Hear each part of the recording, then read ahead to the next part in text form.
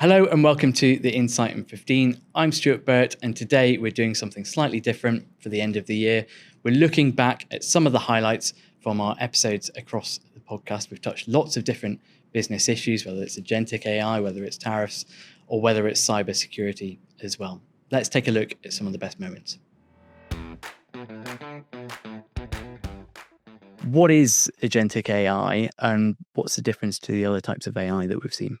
I think the simplest way to understand it is that generative AI is AI that says something and agentic AI is AI that does something.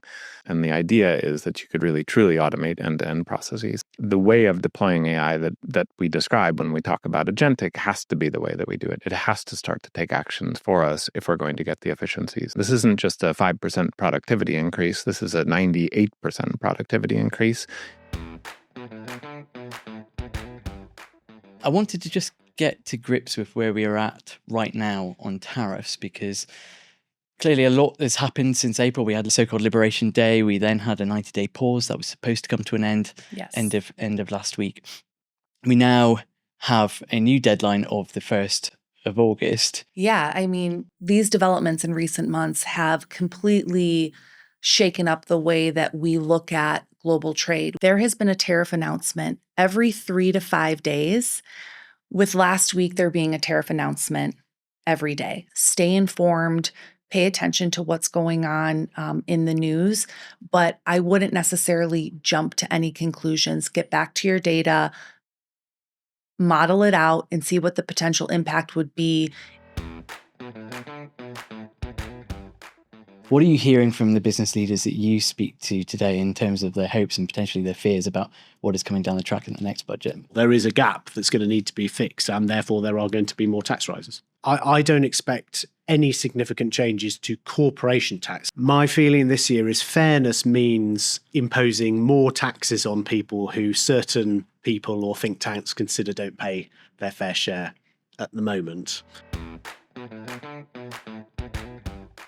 If there's one thing that you want our listeners in business to take away and do today to protect themselves on cybersecurity, what would that be? Ultimately, I think it's that transparency of information. I think it's having that honest conversation. If you're another business leader with the CISO around you, do they really have what they need to protect the organization? It's a hard job. Being a CISO in 2025, it is stressful, chronically, often underfunded. There's an ongoing discussion around outsourcing versus insourcing.